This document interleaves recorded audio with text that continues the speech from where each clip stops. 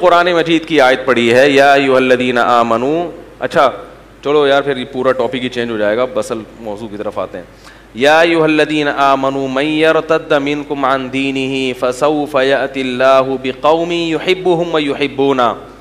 ان آیات میں اللہ نے بتایا کہ جیسے غیر مسلم پر فرض ہے کہ وہ ایمان لائے, ایسے ہی مسلمان پر فرض ہے کہ وہ اپنے ایمان کی حفاظت کرے. اس لیے اللہ نے فرمایا یا ایھا الذین آمنوا, اے ایمان والو, من یرتد منکم عن دینہ, تم میں جو بھی اپنے دین سے ریورس ہوگا, جو بھی اپنے دین سے پیچھے ہٹے گا. ہمارے حضرت فرمایا کرتے تھے کہ دین سے پیچھے ہٹنے کے مختلف درجات ہیں, اس میں تو اللہ نے بس یہ بتایا جو پیچھے ہوگا. فرمایا ایک درجہ تو یہ کہ کوئی شخص بالکل ہی کافر ہو جائے, کوئی شخص بالکل ہی کافر ہو جائے. ایسا بھی بعض دفعہ ہو جاتا ہے, قادیانی ہو گیا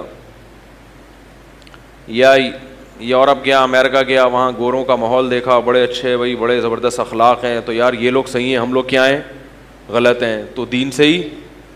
وہ ایک صاحب مجھے کل کہنے لگے کہ حدیث میں آتا ہے من غش فلیس منا, ان کو تو عربی تو نہیں آتی تھی, یعنی جو ملاوٹ کرے وہ ہم میں سے نہیں ہے. تو کہہ رہے ہم میں تو پھر کوئی بھی ہم میں سے نہیں ہے, ہم تو سارے کیا ہو گئے, پاکستانی تو سبھی ملاوٹ کرتے ہیں.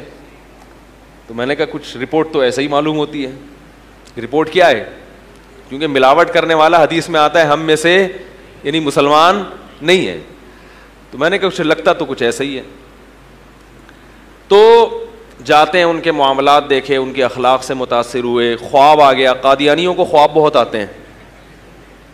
جو بھی قادیانی ہوگا نا, آپ اس سے پوچھیں کیوں ہوئے, وہ کہے گا مجھے خواب آیا تھا, مجھے خواب میں یہ ہوا, مجھے یہ ہوا, مجھے فلانا ہوا, مجھے ڈمکانا ہوا, پھر کسی نے بتایا مرزا نبی ہے. خواب کسی کو 100% بھی روزانہ بھی آنا شروع ہو جائے نا, وہ قرآن اور حدیث پر حجت نہیں ہے. شریعت میں پہلے قرآن و سنت ہے, خوابوں کا درجہ اس کے بہت بعد ہے. خواب نبوت کا 46واں حصہ ہے, جبکہ قرآن و سنت عین نبوت ہے. سمجھ گئے کہ نہیں سمجھ گئے؟ یہ خوابوں نے بڑے بڑے صوفیہ کا بیڑا غرق کیا ہے. جب انسان نیک بنتا ہے نا, تو اس کی تباہی خوابوں سے شروع ہوتی ہے, یاد رکھو. اس کو اچھے اچھے خواب آنا شروع ہو جاتے ہیں, اور وہ سمجھتا ہے کہ میں بالکل کیا ہو گیا ہوں, پہنچ گیا ہوں. خواب کو میں حقیقت ہے, لیکن اتنی نہیں ہے جتنی لوگوں نے بنا لی ہے. پہلے اعمال ہیں, اس کے بعد کیا ہے, ابے بول لو نا یار, خواب.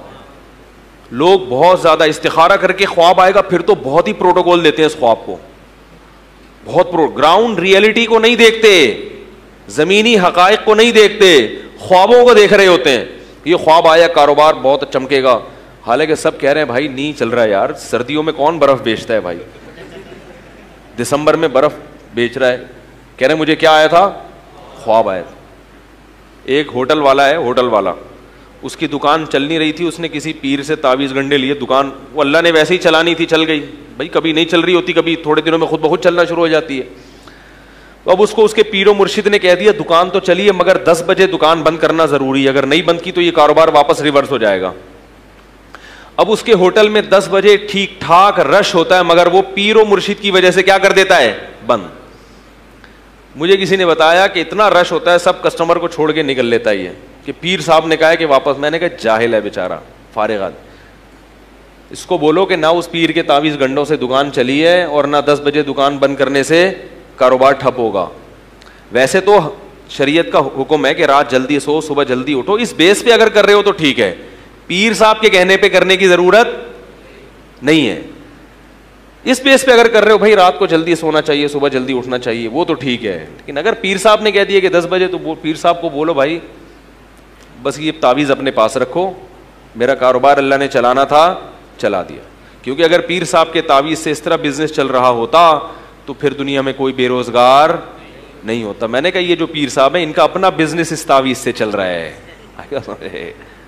ہاں اصل مسئلہ کیا ہے, اس تعویذ سے ان کا اپنا بزنس چل رہا ہے. تو ایسی توہمات کی دنیا میں رہتے ہیں. جینا سیکھو تمیز کے ساتھ.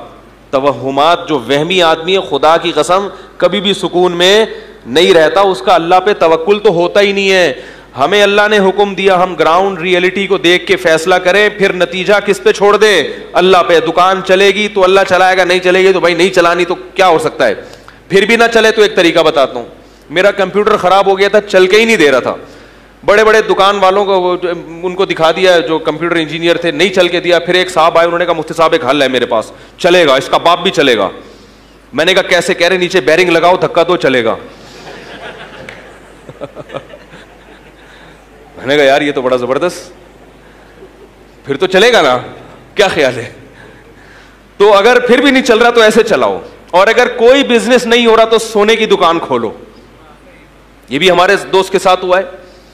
وہ کوئی بھی کاروبار کرتے تھے, دیندار آدمی تھے. بھائی اللہ نے رزق کسی کو دینا ہے, کسی کو نہیں دینا, سب کا کاروبار چلنا شروع ہو جائے, غریب تو پھر رہے گا ہی نہیں نا, تو سارے زرداری بن جائیں گے بھائی. تو اللہ نے کسی کو غریب رکھنا ہے, کسی کو مالدار رکھنا ہے, تو اللہ کا نظام ہے. لِيَتَّخِذَ بَعْضُهُمْ بَعْضًا سُخْرِيًّا, قرآن کہتے ہیں تاکہ بعض کو خادم بنا کے رکھیں. ایک صاحب مجھے کہنے لگے, میں نے تجارت کی اہمیت پہ بیان دیا بہت, انہوں نے کہا تجارت کے لیے بھی تو ملازمین رکھنے پڑیں گے.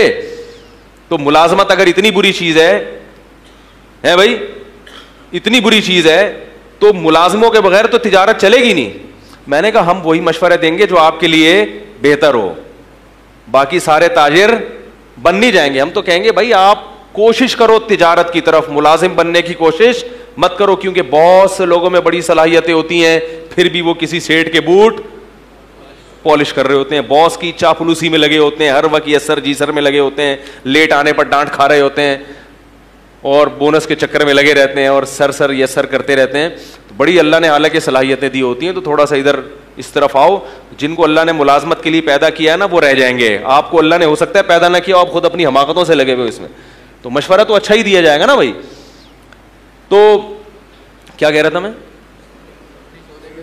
سونے کی دکان کھولیں آپ. ہمارے ایک دوست تھے, کوئی کاروبار نہیں چل کے دے رہا تھا. میں ان کے پاس گیا, انہوں نے کہا یار اب اللہ کا بڑا فضل ہو گیا ہے. دیکھو جو آدمی خوش رہنا چاہتا ہے نا, وہ ہر طرح سے رہ لیتا ہے, انجوائے کرتا ہے ہر چیز کو. میں نے کہا اب کہہ رہے اب تو میں نے سونے کا ڈائریکٹ سونے میں ہاتھ ڈالا ہے. میں نے کہا آپ کا تو پاپڑ کا کام نہیں چل رہا تھا, پکوڑوں کا, آپ سونے پہ کیسے آ گئے ہے بھائی؟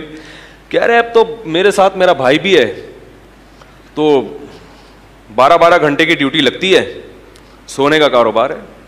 کہہ رہے 12 گھنٹے میں سوتا ہوں اور 12 گھنٹے وہ سوتے ہیں, بڑا ٹائٹ چل رہا ہے. تو کیا کہہ رہا تھا یار میں, ہاں تو خواب جو ہے نا, خواب ان کو زیادہ پہلے گراؤنڈ ریئلٹی ہے, اس کے بعد دوسرے درجے میں خواب ہے. اچھا خواب آ گیا, چلو بھائی اچھی بات ہے, اللہ کی طرف سے کچھ حوصلہ افزائی ہو رہی ہے. لیکن اعمال خراب ہیں اور خواب میں جنت میں ٹہل رہے ہیں, تو یہ شیطان کا دھوکہ ہے. اور اعمال اچھے ہیں, گناہوں سے بچنے کی توفیق مل رہی ہے, خواب میں جہنم آ رہی ہے, تو پریشان ہونے کی ضرورت نہیں ہے. قرآن کیا کہہ رہا ہے, اما من اعطا واتقا, جو دے گا اللہ کی راہ میں, صدقہ کرے گا اور گناہوں سے بچے گا, فسنیسرہ للیسرا, ہم اس کو جنت کی طرف لے جائیں گے. وہ اما من بخیل واستغنی, اور جو کنجوسی کرے گا, صدقات و خیرات نہیں کرے گا, اور شریعت کے حکام کو فالو نہیں کرے گا, اللہ سے تکبر کرے گا, فسنیسرہ للعسرا, تو ہم اس کو جہنم کی آگ کی طرف دھکیلیں گے اس کو آہستہ آہستہ. تو پہلے قرآن و سنت ہے, خواب کا درجہ اس کے بولو بھائی بعد ہے. تو اس لیے کسی کو خواب میں آ جائے مرزا سچا نبی ہے, کچھ بھی نہیں ہوتا. خواب میں آ جائیں فلاں پیر صاحب ہیں, فلاں ہیں, اس سے کوئی فرق.